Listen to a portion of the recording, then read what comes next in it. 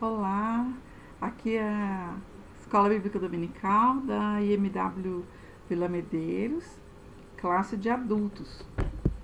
Dessa vez sou eu a professora, com o privilégio de fazer parte dos grandes professores da classe de adultos da IMW Vila Medeiros. Né? Nós estamos estudando a revista Relacionamentos, essa revista aqui. Hoje nós vamos estudar a lição 6, que fala sobre relacionamento familiar. É um assunto que tem tudo a ver conosco, né? Todos fazemos parte de uma família, como filhos, como pais, como irmãos, como tios, como avós, como primos, né? Estamos inseridos em uma família que faz parte do plano perfeito, original de Deus para a humanidade. Então vamos iniciar nosso estudo hoje orando, né? Pedindo ao Senhor que nos abençoe nesse objetivo de aprendermos da palavra dele. Te agradeço, Deus, pela oportunidade, pelo privilégio que o Senhor nos dá de podermos hoje meditarmos na tua palavra e aprendermos sobre o teu amor, sobre o plano perfeito do Senhor ao criar a família como base para o mundo, para a sociedade humana, e nos deixar orientações e ensinos sobre como sermos a melhor família na direção e no intuito de estarmos cumprindo o propósito do Senhor para as nossas vidas. Nós te agradecemos por isso e pedimos que o Senhor fale ao nosso coração, que a tua palavra seja como semente no nosso coração e possa frutificar nas nossas vidas. Te agradeço em nome de Jesus. Amém? Bom, nós vamos começar o texto. O texto da lição fala assim: a família é a célula máter da sociedade. É uma frase que todos nós já ouvimos, né? E essa é a ideia mesmo da família como a parte inicial de toda a comunidade, da humanidade. E nós vamos então lá no comecinho da Bíblia, na palavra de Deus, onde fala sobre a criação desse plano perfeito de Deus, que foi a família. E no comecinho mesmo, Gênesis 1, no versículo 27, diz: criou Deus o homem à sua imagem, a imagem de Deus o criou, macho e fêmea os criou. Isso é o princípio, o começo da ideia de Deus na criação da família. Em seguida vem versículo 28, e Deus os abençoou e lhes disse: frutificai, multiplicai-vos e enchei a terra, e sujeitai-a e dominai sobre os peixes do mar, sobre as aves dos céus e sobre todo animal que se move sobre a terra. Então, a ideia original de Deus: o homem, a mulher, a base da família. Frutificai, multiplicai-vos, enchei a terra e sujeitai-a. Dominai sobre as aves dos céus, peixes do mar, todo animal que se move sobre a terra. Essa era a ideia, esse é o plano original. E no final dessa criação, no final de tudo que Deus criou, ele sela isso com o selo da perfeição, que é o que está no Gênesis 1, versículo 31, que ele diz: e viu Deus tudo quanto tinha feito, e eis que era muito bom. Sabe quando a gente vai comprar uma coisa, um produto, e a gente procura o melhor, aquele que tem referência, a gente pesquisa no Google todas as informações, mas a gente quer aquele que tenha o selo de garantia. Olha isso, que lindo. Depois que Deus criou tudo, que ele planejou criar o melhor de tudo para a humanidade, a base de toda a vida para a terra. Deus fez o quê? Olhou tudo e selou, né? E viu Deus tudo quanto tinha feito, e eis que era muito bom. Gênesis 1:31.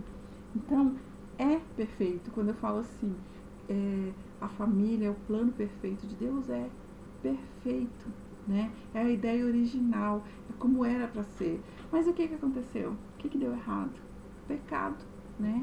A Bíblia diz que o pecado entrou no mundo, o pecado entrou dentro, né, lá no Éden, e o pecado corrompeu o plano original de Deus, corrompeu a ideia original de Deus, inclusive para a família, né? E aí, o que acontece? Nós temos a família, a ideia original de Deus, temos a família que nós temos hoje. Nós temos o ideal de Deus, da família que Deus planejou, e nós temos as nossas famílias que nós temos hoje, que não são famílias perfeitas, né?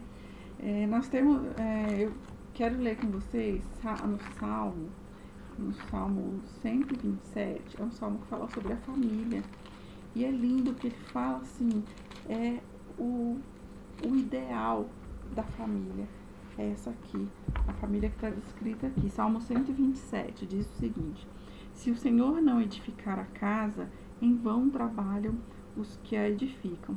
Se o Senhor não guardar a cidade, vem que eu falei que a família é a célula máter da sociedade, né? De onde a família está inserida, onde ela está, ela é a base.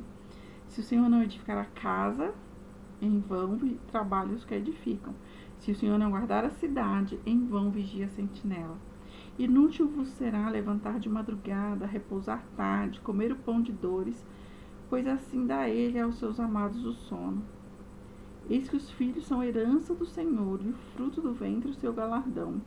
Como flechas na mão do valente, assim são os filhos da mocidade.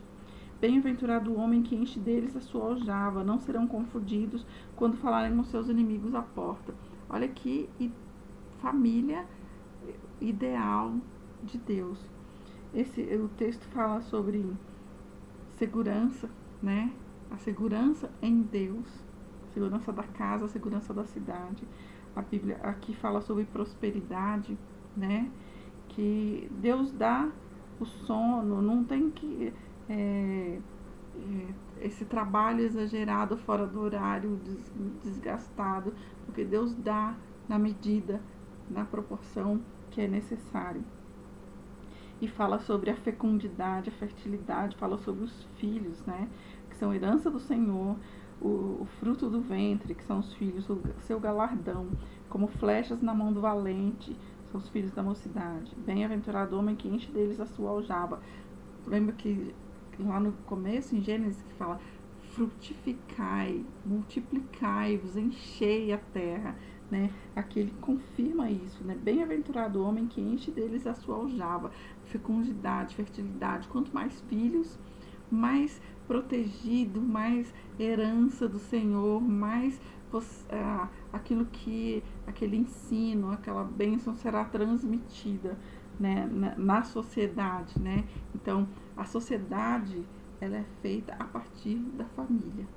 Isso é muito lindo, porque a família é a base da sociedade humana, é onde nós crescemos, onde nós somos educados, onde nós aprendemos quem nós somos, né? É o nosso primeiro núcleo social, onde nós aprendemos a conviver com outras pessoas. Então, nós aprendemos a conviver com o pai, com a mãe, alguns, quando não é o primogênito, já nasce com o irmão, né? Com o primo, com o tio, com o avô, com a avó. Você começa a conviver com pessoas, é a sua primeira convivência social. É o lugar onde nós definimos a nossa personalidade, né? Nós começamos a aprender quem nós somos. Eu sou filho aqui, como eu me comporto como filho. Eu sou irmão também, como eu me comporto como irmão. Eu sou neto, como eu me comporto como neto. Como que tem que ser minha relação, que são relações diferentes dentro desse núcleo. É a nossa primeira base emocional, onde nós aprendemos a lidar com as tristezas, com as nossas alegrias, o que me faz feliz, o que não me faz feliz, o que me frustra, né? O que me faz chorar. né? Nós aprendemos a lidar com essas coisas dentro da nossa família. E nós definimos quem nós somos em todos os sentidos, fisicamente, né? Nós aprendemos a conhecer o nosso corpo, como nos relacionar com o nosso corpo, a partir da forma como nós crescemos dentro da nossa família, com os nossos pais, o que nós ouvimos dos nossos irmãos, né? Se você é bonito, você fala, você é muito isso, você é muito gordinho, você é o comilão, você... né, coisas que a gente vai aprendendo dentro da nossa família, emocionalmente e espiritualmente. Tudo são os legados que nós recebemos dos nossos pais e que nós vamos transmitir para os nossos filhos. É assim que é formada a sociedade e é assim que é formada a humanidade, a partir da família. É um plano perfeito de Deus, né? E era para ser assim. No salmo seguinte, nós vemos o Salmo 127, o Salmo 128 também fala da família de uma forma muito linda. Salmo 128 diz: bem-aventurado aquele que teme ao Senhor e anda nos seus caminhos. Pois comerás do trabalho das tuas mãos, feliz serás e te irá bem. A tua mulher será como a videira frutífera aos lados da tua casa, os teus filhos como plantas de oliveira à roda da tua mesa. Eis que assim será abençoado o homem que teme ao Senhor. O Senhor te abençoará desde Sião, e tu verás o bem de Jerusalém em todos os dias da tua vida, e verás os filhos dos teus filhos e a paz sobre Israel. É muito lindo isso, né? Porque fala sobre aquele que teme ao Senhor. Eu começo assim, bem-aventurado o homem que teme ao Senhor e anda nos seus caminhos. Então, esse homem terá todas essas bênçãos a partir da sua família, né? E da família é que parte para a comunidade, para a sociedade, né? E é muito legal isso aqui, que fala o homem que teme ao Senhor e anda nos seus caminhos. Eu lembro muito quando a Bíblia fala em Provérbios do temor do Senhor, né? Porque o temor do Senhor é a consciência da presença de Deus o tempo inteiro, né? E essa consciência que nos faz andar andar corretamente, né? Ser uma pessoa justa, ser uma pessoa que anda retamente, é a pessoa que tem a consciência da presença do Senhor, porque você sabe que Deus está olhando para você, você sabe que Deus está cuidando de você, então você deseja no seu coração agradá-lo, né? Fazer o melhor, e você não quer fazer errado. Então você tem essa consciência da presença de Deus, nos faz andar no caminho correto. Aí eu fico lembrando da mesma forma em casa, né? Quando a gente é pequeno, a gente sabe o que é certo, o que é errado. E a gente tem temor também da presença dos pais, né? Então, a gente sempre faz a coisa errada longe dos pais da gente. A gente sempre faz escondido, a gente sempre faz quando o pai e a mãe não estão em casa, né? E porque a gente tem temor da presença do pai. Não é medo, é porque você sabe o que é certo, sabe o que é errado, sabe o que seu pai ensinou, você sabe que os seus pais não vão gostar, que você não vai ser aprovado, né? E você, na verdade, você não quer desagradar, mas você quer fazer aquilo, né? Então, é muito próximo, é muito parecida essa questão do temor do Senhor. E a mesma coisa, se você tem essa consciência do temor do Senhor, você teme ao Senhor e anda nos seus caminhos, você vai ser feliz, né? Feliz será e te irá bem. Você vai viver bem e vai ter sucesso na sua vida. Isso que está no Salmo 127, 128, é o ideal da família que Deus planejou. Daí, nós vamos seguindo aqui, nós vamos entrar na parte que fala das mulheres. Aí a gente vai lá para Efésios, capítulo 5. Efésios capítulo 5, a partir do versículo 22, que fala sobre a mulher. Olha só. Vós, mulheres, sujeitai-vos a vossos maridos como ao Senhor. Quando fala esse texto aqui fala sujeitai-vos, mas tem a versão que fala sede submissas a vossos maridos. Aí quando chega nesse texto aqui, mulher nenhuma gosta, né? Submissão, não, né? Aí vai ficar submissão. Porque aí, olha só, aqui a partir do 23, explica por que sujeitai-vos a vossos maridos como ao Senhor.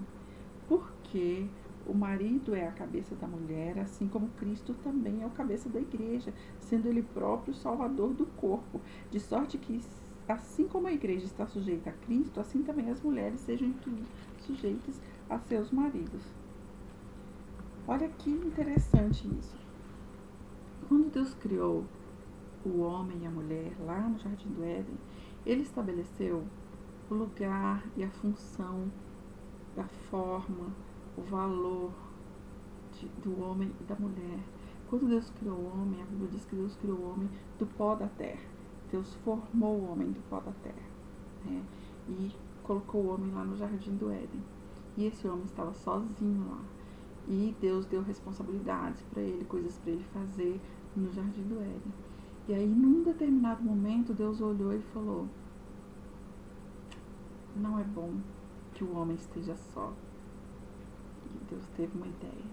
Vou fazer para ele uma ajudadora, alguém que seja idôneo, que seja equivalente, que possa ser a parceria exata para que esse homem funcione da forma, com todo o seu potencial, da forma como deve ser, perfeitamente.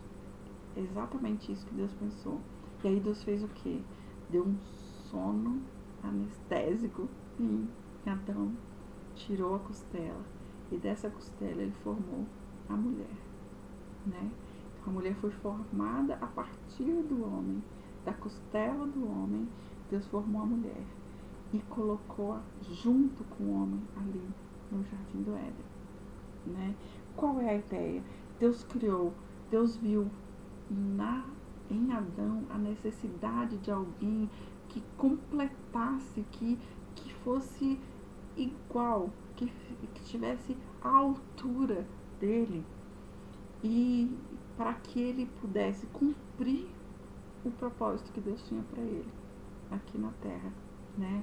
Como parte dessa criação selada como perfeita, Deus precisava que a mulher estivesse lado a lado com o homem, nem mais nem menos, lado a lado, equivalente, essencial para cumprir a vontade de Deus. Mas o que deu errado? Não era perfeito isso, não é a ideia perfeita? O que deu errado? O pecado. A Bíblia diz que o pecado entrou no mundo, o pecado entrou e o pecado distorceu a ideia original de Deus. O pecado veio para atrapalhar aquele plano perfeito de Deus. E aí o que aconteceu? Desde aquela época, todas as civilizações e várias gerações, essa ideia veio distorcida, de forma que ficou estabelecido uma ideia, uma tradição machista, uma tradição que colocou o homem numa posição que não era para ser, né? Deus pensou homem e mulher, macho e fêmea, a mulher idônea, equivalente, essencial, junto com o homem. E aí, nessa ação do pecado, foi criada uma ideia onde foi colocado o homem como superior, e foi criada essa tradição machista a ponto de se tornar opressora. E eu costumo falar muito isso, o que não está no equilíbrio, parte para um extremo ou para o outro, é muito perigoso, né? E foi isso que aconteceu e veio acontecendo por anos e anos, por gerações. Quando Jesus veio a essa terra, Jesus trouxe o equilíbrio, a ideia de reposicionar a mulher, trazer a mulher para o lugar original dela, né? Então Jesus valorizou a mulher, Jesus tratou a mulher como ela deveria ser tratada, contrariando a forma como ela era tratada naquela sociedade. Então Jesus veio para trazer, restaurar o equilíbrio, né, nessa relação e nessa ideia original. E depois, à medida que a sociedade foi se desenvolvendo, houve alguns movimentos, o movimento feminista que também trabalhou nesse caminho de trazer esse equilíbrio de volta, né, a essa vivência do homem e da mulher. E possibilitou esse movimento possibilitou a ascensão profissional, a ascensão econômica da mulher, colocando a mulher num patamar equivalente ao do homem. Só que o que aconteceu? Vivemos numa sociedade dominada pelo pecado. E aí partiu-se para os extremos. O que vem trazer? Uma supervalorização da independência feminina, de forma que tirou a mulher daquela posição dentro da família e levou para fora de casa, né? Para ser só trabalhadora, só aquela mulher que conquistou a sua vida, que se autossustenta e que não depende do homem, e aí a mulher assumiu essa posição totalmente fora da sua casa, fora da família, né, se tornando independente para gerar filhos, independente para se sustentar, independente para assumir a sua vida, né? Esse extremo é perigoso, né? Da mesma forma que o extremo anterior onde nós estávamos.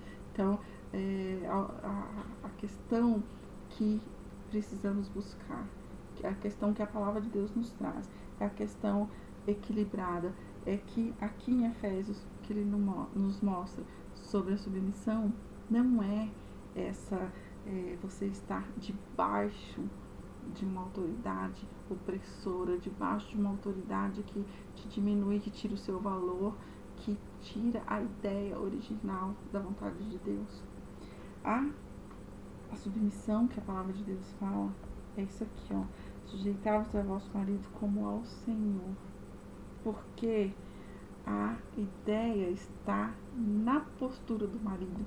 Porque o marido é a cabeça da mulher, como também Cristo é a cabeça da igreja, sendo ele o próprio salvador do corpo. Aí, a partir do versículo 25, ele posiciona o homem. Vós, maridos, amai vossa mulher, como também Cristo amou a igreja e a si mesmo se entregou por ela. Como é o amor? Como é a forma de agir que o homem deve se posicionar nessa relação? Como Cristo amou e a si mesmo se entregou.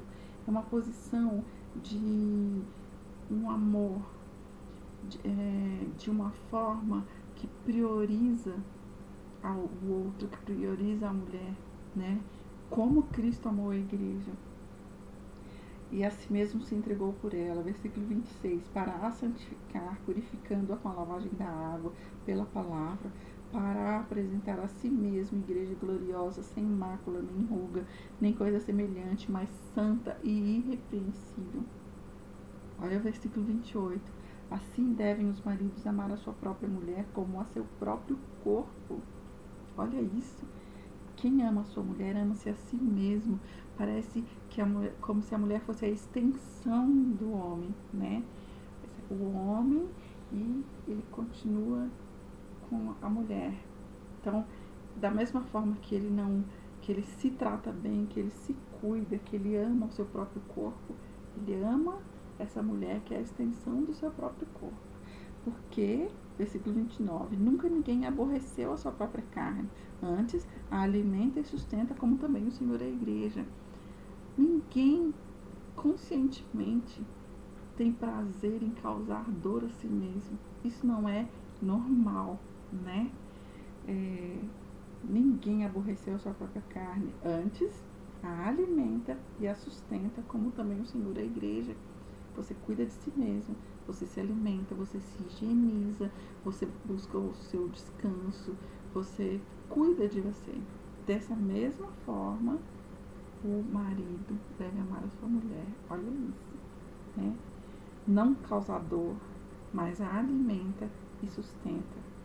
Como Cristo em relação à igreja, aí o versículo 32 fala assim no começo: grande é esse mistério, fala aí, grande é esse mistério. Se o homem consegue compreender o tamanho do amor de Deus pela humanidade, pelo ser humano, a ponto de se entregar, esse amor, é tipo esse amor que o homem tem que ter pela sua esposa.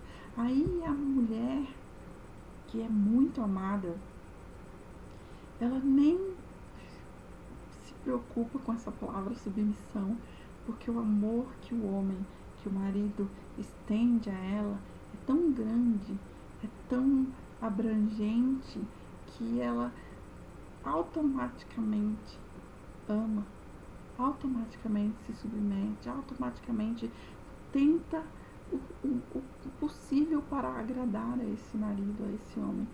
É uma questão de reciprocidade. A submissão da mulher é uma resposta ao amor. Uma mulher muito amada faz tudo para agradar ao seu marido. Isso é a submissão que está falando aqui. A próxima posição da família que a palavra de Deus fala, continua no capítulo 6 de Efésios, ele fala sobre pais e filhos. E eu pensei assim, da mesma forma que entre marido e esposa, o relacionamento entre pais e filhos é baseado no amor, né? O amor é o laço que une o pai e o filho, a mãe e os filhos, o marido e a esposa. E com esse amor vem o respeito e vem a honra, que é o que Paulo fala aqui. Vós, filhos, sede obedientes a vossos pais no Senhor, porque isso é justo, é certo. Honra teu pai e tua mãe, que é o primeiro mandamento com promessa, para que te vá bem e vivas muito tempo sobre a terra. Você quer viver bem, você quer viver muito e viver bem, você quer ter sucesso, honra teu pai e tua mãe. Essa honra faz parte do amor. Olha que lindo isso. Esse amor que fala aqui é o mesmo amor de 1 Coríntios 13.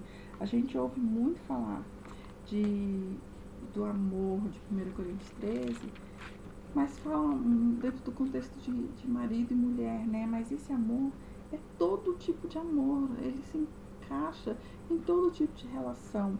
A descrição dele: o amor é sofredor, é benigno, o amor não é invejoso, o amor não trata com leviandade, não se ensoberbece, não se porta com indecência, não busca os seus interesses, não se irrita, não suspeita mal, não folga com a injustiça, mas folga com a verdade. Tudo sofre, tudo crê, tudo espera, tudo suporta. O amor nunca falha. É perfeito esse amor. Esse é o amor de pais para filhos, de filhos para pais, de marido para mulher, de mulher para marido.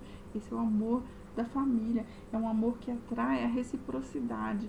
Olha só, filhos amados fazem tudo para agradar seus pais e deixá-los felizes, não é? Os pais amados, honrados, respeitados fazem tudo para demonstrar seu amor para os seus filhos, e isso retorna, porque esses filhos, se sentindo amados, fazem tudo para agradar seus pais e deixá-los felizes. Esses pais amados, honrados, respeitados fazem tudo para demonstrar amor aos seus filhos, e isso continua. Eu gosto do Salmo 37, versículo 4, que diz assim, ó: quando as pessoas perguntam assim: você quer ser feliz? O que é ser feliz?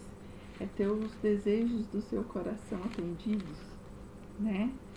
Aí a Bíblia diz assim: você quer ter os desejos do seu coração atendidos? Agrada-te do Senhor. Seja agradável ao Senhor. Salmo 37, 4. Seja agradável ao Senhor e Ele cumprirá os desejos do seu coração, que é a felicidade. A felicidade da gente não é ter os nossos sonhos, os nossos desejos respondidos. E aí, isso não é o que acontece entre pais e filhos quando você tem um filho que te agrada, aquele filho que faz do jeito que você pede para fazer, aquele filho que faz antes de você pedir, aquele filho que parece que lê a sua mente, né? Você mal pensou, o filho já foi e fez. E aí o nosso coração e a nossa mente tem necessidade, aquela vontade de agradar esse filho, porque esse filho foi agradável a você. Ele fez aquilo que te agrada. E aí você tenta agradar esse filho, você quer trazer o que ele gosta de comer, o chocolatinho que ele gosta, o brinquedo que ele gosta, a roupa que ele gostaria de ganhar de presente. Você tem vontade, muita vontade no seu coração de agradar esse filho. Não é assim com Deus? Agrada-te do Senhor e Ele considerará o que deseja do teu coração. E isso é uma coisa que gira no relacionamento de marido e mulher, no relacionamento de filhos, pais e filhos. É exatamente isso que faz a coisa funcionar.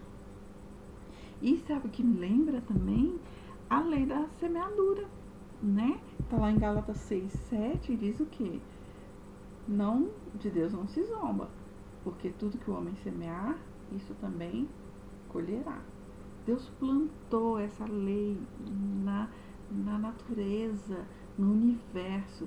Tudo que você planta, você colhe. Plantou, colheu, né? E é exatamente isso. Plantou amor, colheu amor. Plantou honra, colheu honra. Plantou respeito, colheu respeito. A gente ouve muito falar: generosidade gera generosidade, gentileza gera gentileza, né? E amor gera amor, honra gera honra. As pessoas que você honra, que você ama, que você cuida, isso vem de volta pra gente, porque Deus pensou nisso dessa forma. O que a Bíblia fala para o filho que honra e respeita o seu pai? A promessa que Deus fez lá no Velho Testamento, lá nos mandamentos. Deuteronômio, capítulo 5. Deuteronômio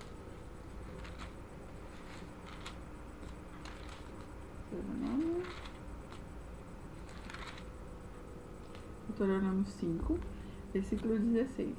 Honra a teu pai e a tua mãe, como o Senhor teu Deus te ordenou, para que se prolonguem os teus dias, para que te vá bem na terra que o Senhor teu Deus te dá.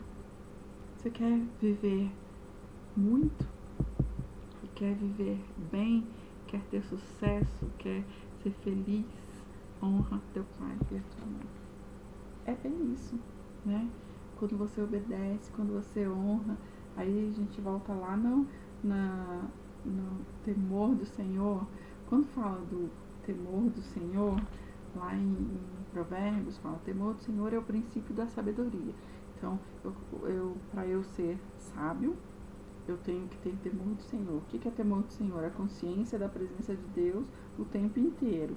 Então, se eu tenho consciência da presença de Deus, eu sei que Deus está olhando para mim, está cuidando de mim, está me vendo. Eu falo: eu até queria fazer isso, mas melhor não, né? Porque Deus está olhando para mim. E aí eu faço o quê? Eu ando no caminho certo, né? Eu não vou errar. Por que eu vou fazer isso errado? Deus está olhando para mim. Eu sei que é errado, né? Então, da mesma forma, honrar e obedecer os seus pais. Honrar e obedecer. Qual é a promessa que Deus fez? Se você for um filho que honra e obedece os seus pais, você vai viver mais e vai viver bem. Por quê? Porque você vai ter a consciência de que você está fazendo corretamente aquilo que os seus pais te ensinaram. E olha que uma coisa muito legal que quando fala dos pais e filhos, Paulo fala assim: e vós, pais, não provoqueis a ira a vossos filhos, mas criai-os na doutrina e admoestação do Senhor.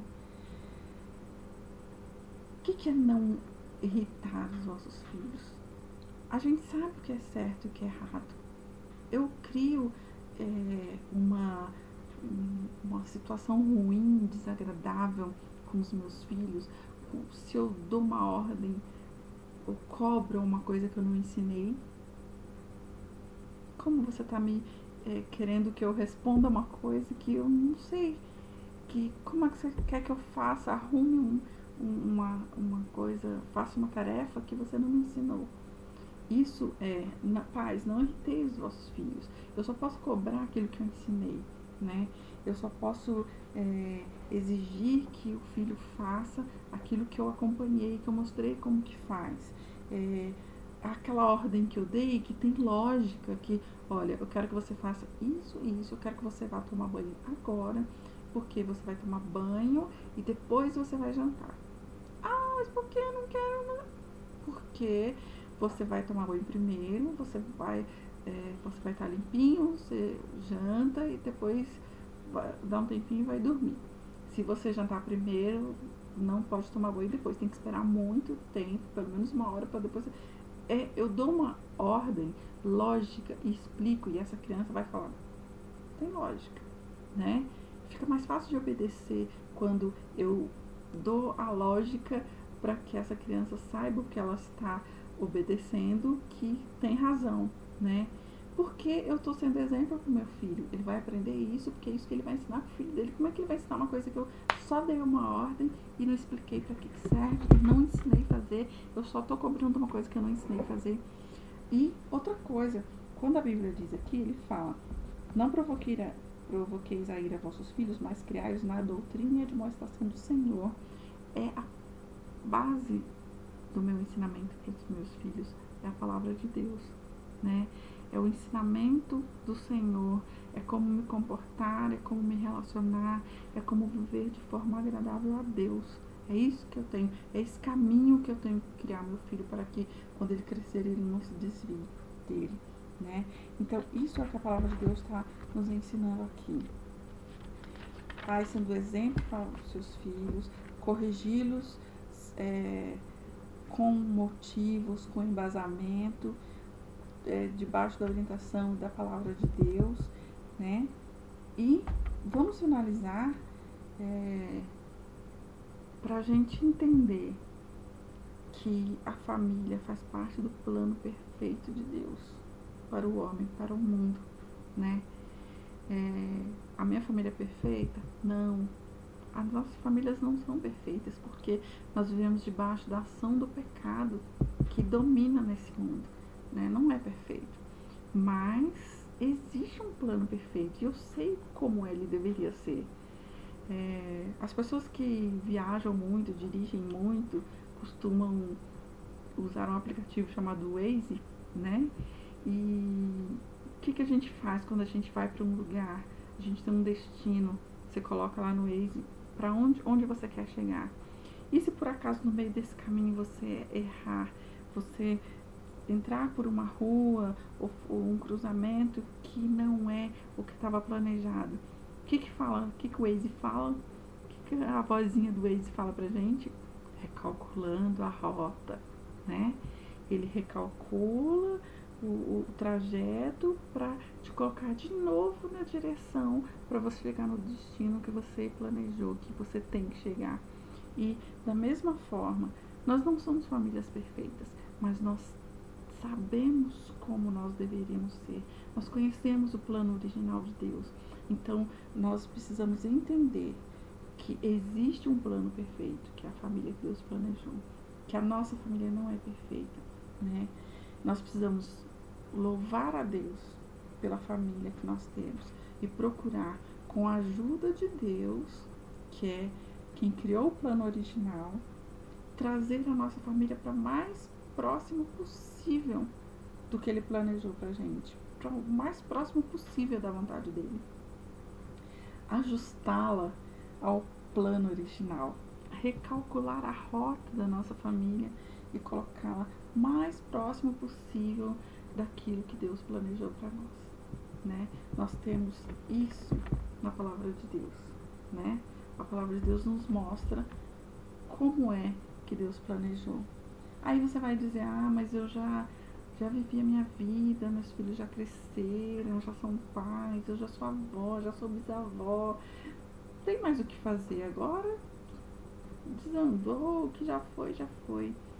Ainda é tempo, sempre é tempo. Você tem a palavra de Deus na sua mão, você tem o manual, né, que Deus deixou para nós sabermos como agir, como criar os nossos filhos. Os filhos já cresceram, já são adultos, mas eu ainda posso falar, eu ainda posso contar para eles, olha, era para ser assim como Deus planejou. O que Deus pensou sobre o pai, sobre a mãe, sobre o marido, sobre uma esposa, como os filhos devem se comportar. O que Deus planejou? Como que a gente pode tentar ajustar, né? Tentar nos adequarmos e tentar recalcular o nosso caminho para que nós nos aproximemos daquilo que Deus planejou para as nossas vidas, para as nossas famílias e, consequentemente, para a nossa sociedade, para o nosso país, para toda a humanidade. Imagina quantas famílias, quanto mais próximo nós tivermos famílias próximas da vontade de Deus, do plano original de Deus, essas pessoas, essas famílias vão para a sociedade e vão proporcionar situações melhores, vivências melhores, relacionamentos melhores. As pessoas vão conhecer através de nós e dos nossos filhos o amor de Deus. Não é isso? Não é esse o plano de Deus, né? Que ele fala lá no começo do Sermão da Montanha, que a gente tem que ser como luz e como sal, para que vejam as vossas boas obras e glorifiquem ao vosso Pai que está nos céus. É isso que Deus quer de nós. Amém? Vamos encerrar e vamos agradecer a Deus. Obrigado, Senhor, pela tua palavra. Obrigado pelo teu ensinamento. Obrigado pelo teu grande amor para conosco. Porque o Senhor planejou, o Senhor desejou que nós vivêssemos um plano perfeito, a família, Senhor, onde nós educaríamos os nossos filhos, onde nós seríamos pessoas agradáveis ao Senhor e que nós poderíamos fazer diferença onde o Senhor nos colocar, na sociedade onde estivermos, na cidade, no país onde nós estivermos. Nós seríamos bênçãos, seríamos sal e luz da terra, para que as pessoas vissem através de nós o teu amor. Ajuda, Senhor, a sermos as pessoas e a família que o Senhor planejou para nós. Nós te agradecemos pelo teu amor, em nome de Jesus. Amém. Amém. Deus nos abençoe.